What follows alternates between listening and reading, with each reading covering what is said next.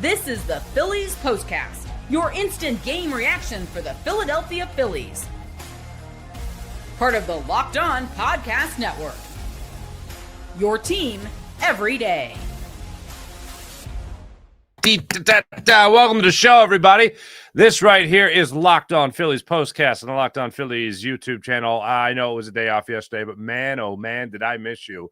And did I miss after getting shut out in the third and final game against the Dodgers. The Phillies just going crazy with their offense, and they win this one to the tune of 8-2 over the Arizona Diamondbacks. Welcome back, Alec Bohm, 3 RBIs on the night. Nick Castellanos doesn't get an AB until the 6th inning, and somehow, magically, a 2-run home run, another RBI single. He comes up with 3 RBIs, and by the way, in that first at-bat, strikes out. We have seen Nick Castellanos strike out on balls that bounce both in front of and behind home plate, which, you know, that's versatility. But this pitch was at the bottom of the zone. It might have just nicked the bottom of the strike zone. The point is way too close to take. He took it, strike 3, sit down. He was not happy about it, and he took it out on that sweeper that he got well over the middle of the plate for that 2-run home run, 17th of the season, 250th of his career, down the left field line, over the wall in the corner there, a thing of beauty. And then that Harrison Bader fella, that pack of bubblicious with a baseball bat, dude, that guy is every ounce of a dude. Man with the mullet, 3 hits in the game, comes up with a home run, his 17th of the season. This guy just keeps hitting for your Philadelphia Phillies. It did not look like the best possible acquisition at the trade deadline, but here we are a month and a half after it, and it's been spectacular. I mean, it goes without saying. A couple of weeks, 2 weeks, maybe a week and a half, getting acclimated. But I'm going to say this. From now on, whenever somebody of like Harrison Bader, like a 250 hitter, essentially gets signed or acquired in any way at the trade deadline, and he's struggling a little bit, maybe he doesn't look like he's enough for what the team needs. I don't really like the change of scenery argument, but the change of scenery argument certainly seems to have helped Harrison Bader coming over here from Minnesota to play center field for the Philadelphia Phillies. And then all of a sudden, bat leadoff and just keep the good times coming. Once again, Phillies pick up the 8-4 win. The Brewers lost today. That's a shame. So right now, the Philadelphia Phillies are 2 games behind the Milwaukee Brewers for the top spot in the National League. The Brewers are 94-60 on the season now. The Phillies improved to 92-62, 30 games over 500 again. And they have won now 8 of their last 10, which has been a common theme for your Philadelphia Phillies. So let's get into it with our player of the game. This is the Locked On Player of the Game. I love games where this is a very tough decision because there's a bunch of things that went on here. First off, let's talk about the Walker to Walker connection. First off, the first Walker, the Taijuan Walker guy. 4 innings, 2 runs. The fourth consecutive start, that Taijuan Walker has got in the first inning. The 4th straight time. Can we just hypnotize this guy and just tell him, you're coming in the 2nd inning? And then everything kind of works out after that? But they don't do that because that'd be weird. But Taijuan Walker goes out there, allows 2 runs in the first inning. Could have absolutely have been worse. Almost really got out of it by only allowing 1 run, but unfortunately the exchange at second base in the bottom of that first inning from Bryson Stott, a little bit of a you got to lead him a little bit, as they say. He didn't lead an inexperienced second baseman in Weston Wilson, unfortunately. So they weren't able to turn 2. So they ended up having the second run of the inning score. It took a review, even though safe by a mile, absolutely safe by a mile. Alexander was the runner in that case. So they go up 2-0 in the bottom of the first inning. Phillies come out. Alec Bohm steps up. His first at-bat since coming back off the IL. Today's his first day off the IL. After Brandon Marsh got a 1-out single, Alec Bohm steps up there. He's able to deliver a 3-2 fastball out over the middle of the plate to right center field for the RBI single. Phillies are now trailing by a run. So Alec Bohm, that would be his first of 3 RBIs on the night, which is nice. But that got the offense going. Got him on the board first. After that, in the bottom of the second inning, again, back to the Walkers. Taijuan Walker allows a leadoff single to Del Castillo on a high fastball. He's able to catch up to it. Then he gets Thomas to fly out to shallow left field. Stock goes back, makes the play. Gets Taua to line out to right field. It was Max Kepler at that time coming in to make the play. Then McCarthy comes in. Stott shows off his range, making a great play, going basically to his regular position with the Phillies, at least. Natural position is shortstop, but regular position with the Phillies at second base. Ranges over, makes the play, gets the out. You're done. Nothing, scores, no damage, no nothing. The leadoff base hit, forget about it. It means nothing. Phillies offensively get nothing going in the third inning. Then the bottom of the third inning, a leadoff double to Perdomo, and Taijuan Walker is able to get out of that situation, so he gets out of that no problem. Well, there were some problems, but he got out of it. Fourth inning, look at this. He gets a 1-2-3 fourth inning, including this time around getting Del Castillo to strike out on a 1-2 splitter, had him chasing it out of the zone. That was great. I always say this about Taijuan Walker. I know it's been few and far between, especially, well, it's actually been on the reg. It's been quite regular after the first inning. He's pretty good. But he is at his best when that splitter is working for him. And I know they were alluding to it during the broadcast tonight, but when Taijuan, much like I talk about, I feel great about Aaron Nola, few and far between. But I feel great about Aaron Nola when I see that great run on that two-seamer, that sinker. When I see that great run, I think, okay, tonight, it could be a night where he actually has it. When I see Taijuan Walker dropping in that splitter with literally putting it where he wants it, where JT Realmuto's lining up for it, or Rafael Marchand's lining up for it, that tells me that Taijuan Walker's got something good going. So he gets to that fourth inning, 1-2-3 at the end of that. And how about this? His last inning, 11 pitches. Second inning was a 10-pitch inning, so he worked quick. Then Walker Buehler. From one Walker to another, this one Walker Buehler. Masterful. Now, he takes the ball for the Phils in the bottom of the fifth inning. One of the keys to that was that's when Harrison Bader was also able to come in there and get the solo home run, tie things up at 2. So that takes Taijuan Walker off the off the hook for a potential loss. And obviously that ties things up. So then Walker Buehler comes in there and he just throwing strikes.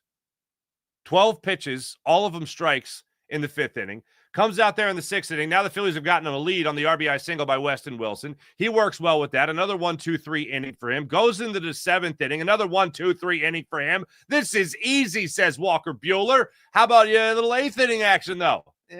Not so good. This is where the bases were loaded, but they were loaded with 2 outs, so at least there was an opportunity for him to get out of it.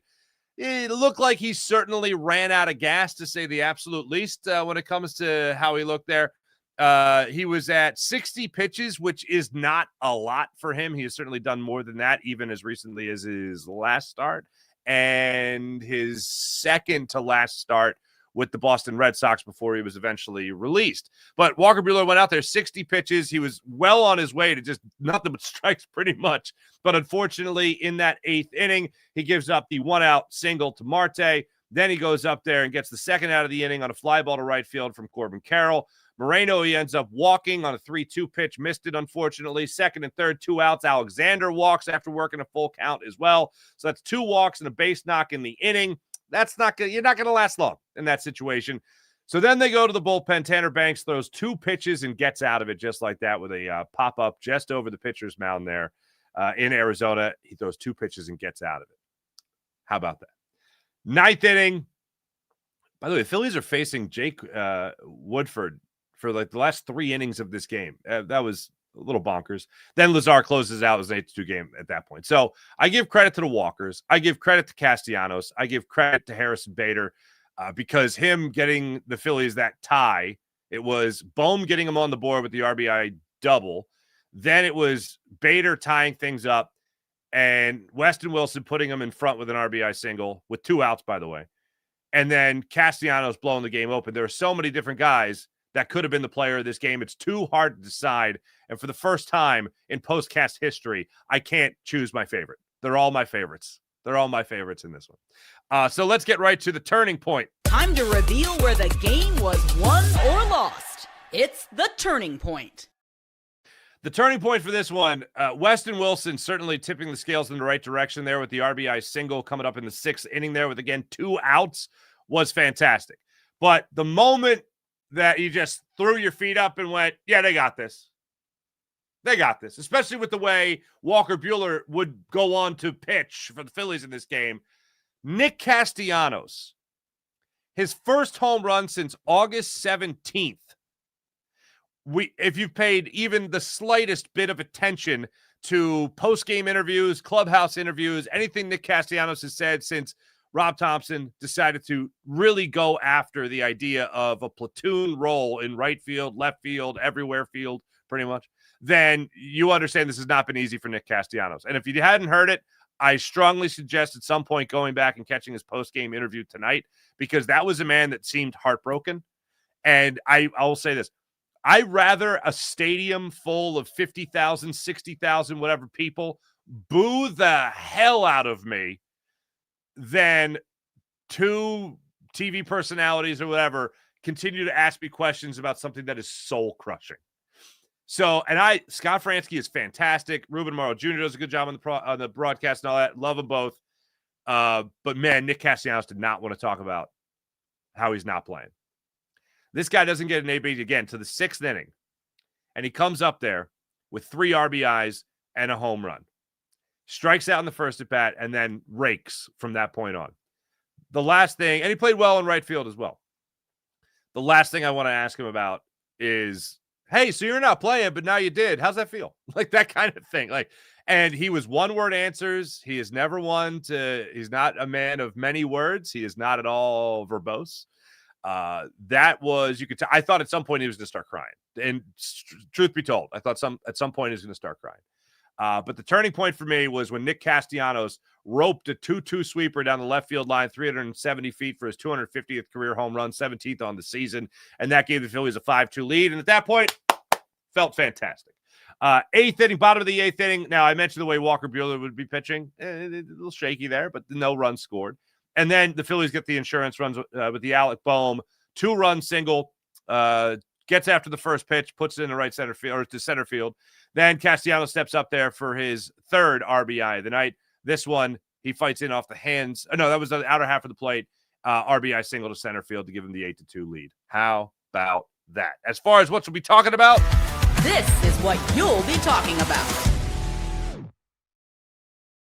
2 games. 2 games behind the Brew Crew. You're going to be talking about Harrison Bader, 3 hits, another multi-hit game for him with the Philadelphia Phillies. You're going to be talking about how he's a triple short of the cycle. Oh, and he also came up with a home run. Yeah, that I think that's going to make you feel pretty good. I think it's going to make you feel pretty good. When we come back, we'll break down the box score, and also we'll take your comments on this one. The Phillies coming out of Arizona after Game 1 with an 8-2 victory and just a 2-game advantage now for the Milwaukee Brewers in the National League for the top spot. We'll be right back here on Locked On Phillies Postcast and Locked On Phillies YouTube channel. And right now, let me tell you about Zippix. This episode is brought to you by Zippix Toothpicks. Whether you're looking for a nicotine satisfaction or an energy boost, Zippix has you covered with their nicotine and caffeine-infused toothpicks. For nicotine users, Zippix provides a discreet way to satisfy your cravings and the hand-to-mouth habit without vaping or smoking. Zippix can also be a helpful tool when it comes to your dependence on vaping. Zippix is where it's at. Also available in 6 great flavors. And if you need an energy boost without the crash, then their caffeine toothpicks are a game changer. So you need to check out Zippix, toothpicks.com. That's zippixtoothpicks.com and use promo code LOCKEDON. That's promo code LOCKEDON at zippixtoothpicks.com for 10% off your first order. Must be 21 or older. Warning, nicotine is an addictive chemical. That's zippixtoothpicks.com. Promo code LOCKEDON. Zip more. Smoke less. Zippix Toothpicks. And how about Prize Picks, the daily fantasy app where you're making the right call, and that can actually make you money with football back well underway. Prize Picks is the simplest and fastest way to get in on all the action. Just pick more or less on 2 to 6 player stat projections, and you can turn your takes into real money prizes. Maybe you like Saquon Barkley getting more than 140 yards against the Rams again. Maybe you like that. Prize Picks right there. Maybe you like this to be the game that Jalen Hurts breaks out and they actually throw for 300 yards. Maybe you like more than the 290 for Jalen Hurts.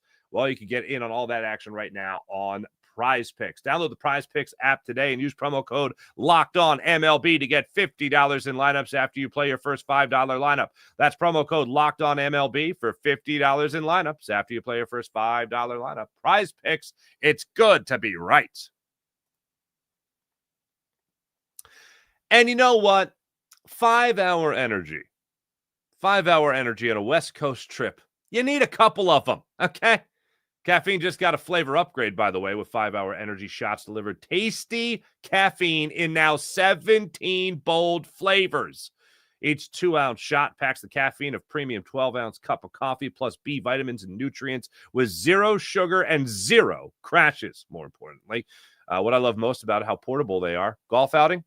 No 5-hour energy. My daughter's got a soccer game tomorrow. Oh, yes, 5-hour energy, absolutely. And all the flavors. They're fantastic. Enough with the boring, flavorless caffeine. It's time to give your coffee a flavor upgrade with 5-hour energy shots. Get the favorites you love or be bold and try something new in-store and online at 5hourenergy.com. That's 5hourenergy.com or on Amazon today.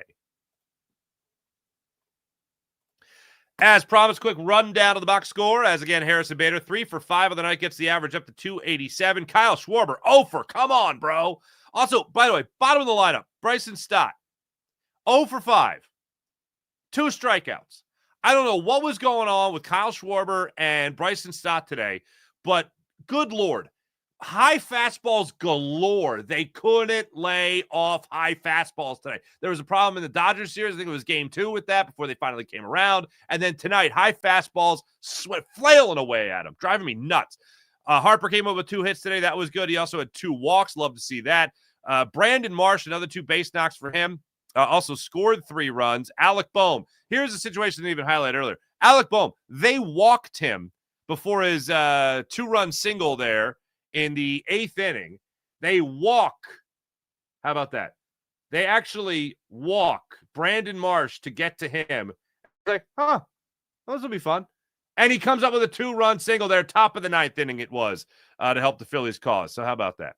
As far as pitching, I mentioned this, Taijuan Walker, 4 innings, 2 runs, 5 hits. All those runs came in the first inning. Walker Buehler, 60 pitches, 37 of them for strikes. 3 2/3, 2 hits, 2 walks, 3 strikeouts. Tanner Banks, 2 pitches. That's all he needed to get out of a bases loaded jam. Max Lazar did his job in the 9th inning to slam the door there. No sweat. 10 pitches, 3 outs. Dunzo, just like that.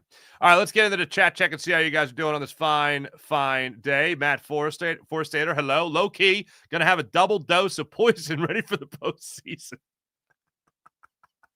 I know, and being in Arizona and seeing like Marte and Thomas, seeing these guys, it just makes me feel terrible. It just absolutely. When it was 3-2 after Weston Wilson's RBI single, when it was 3-2, I was like, don't blow this. Please don't blow this. Just don't. I just feel like they're going to blow it. I feel like Craig Kimbrell's going to be like, hey, I can pitch again. And he just comes out of nowhere and starts throwing. Topper's like, I know it could still work. All these years later, get in there. That's just because I'm haunted and demented. Seabrook, Bader has to be top 3 in the lineup. That's going to be interesting with him and Turner returning. I would very much doubt that Trey Turner would come back as anything other than the leadoff hitter. Very much doubt that. But Bader has certainly worked his way back up in that order. I wonder if they move Bader down, or excuse me, as of right now, move him to 3, Harper 4, or maybe they have Harper's probably not leaving the 3 hole. Yeah, it's gonna be an interesting thing because I still think, well, they have the lefties bat now, so maybe they go Turner, righty, lefty. Oh, it's so confusing. At least back in the day, you had Rollins, and then Victorino was a switch hitter. And then you go Utley, Howard. So you had the lefties there no matter what. And then Burrell, comparing it to the World Series championship team, of course. Lady Hawk, hello. Low-key want Bader in cleanup spot once Trey comes back. All right. He's hotter than JT at this point. Yeah, how about JT cooling off a wee bit? I felt bad for him because he should have had that RBI. The ground rule double that he had in the 9th inning should have been an RBI double for him, but unfortunately it just bounced over the wall there in right center field. Colton, hello. Phillies are like Hulk Hogan. They just come back and win. All right, I'll take it. Delta Volt, hello. Low-key want Buehler to pitch the last out of the Phillies-Dodgers NLCS. That would be fantastic. Taijuan should have pitched in the playoffs, period. Same with Nola. Steeler fan 20 says that. I'm not that far off from you. Taijuan can't come out of the bullpen of the playoffs. Yeah, we have trust issues all about that, by the way. Lawrence, fine. It's never not funny. How about Walker Buehler? Buehler? Anyone? Phillies gained some ground on the Brewers as well. Yes, they do. Joseph Brennan, Brewers 2 games up on the Phillies. But it's really 3 due to the tiebreaker. Oh, yes. I'm sorry. I don't know why I blacked out for a second there. Please keep up the good performances, RF. Lil G. Griffin, Phillies win the game today. Absolutely.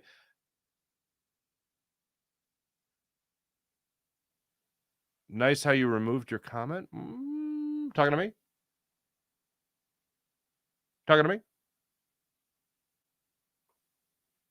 Oh, somebody else. Okay, I see what you're saying there. Never mind. All right. Tanner Banks with the biggest out of the night. Damn right. Keep steam rolling. Evelyn didn't really care for Stott and Rubin's interview with Casty. Oh, with Scott. Sorry, not Stott. Scott and Rubin's. Yeah, his frustrations are so obvious. It seemed they were. Yeah, I think what happened in that was they were more so being entertained by the one-word answers than they were concerned about the subject matter. I think that's what happened, which isn't an excuse.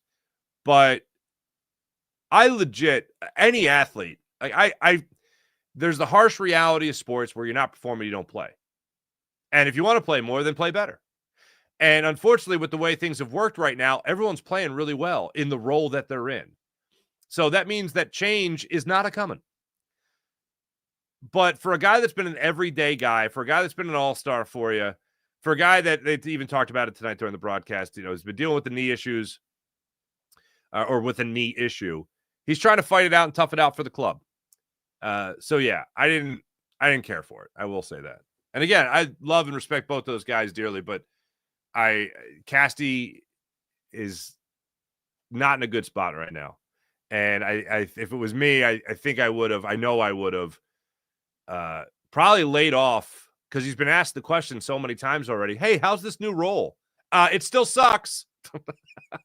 And probably focus more on, hey, you didn't even get in at bat till the 6th inning, and here you are getting 3 RBIs. That's a fun night. That kind of thing. And I will tell you this: the one part of the post-game interview was, what's been the toughest part of it? And he said, getting that text message every day, and then your name's not, or you're getting the text message with the lineup and your name not being in it. Like that, dude, heartstrings, bro, heartstrings. Thanks everybody in the chat. You guys are great. As per what, did we get one Nicky Nips in here? Did we get one Nicky Nip? That we need one Nick. See, bro. If only you were like, oh, that was the comment you were talking about, Evelyn. I see what you're saying there.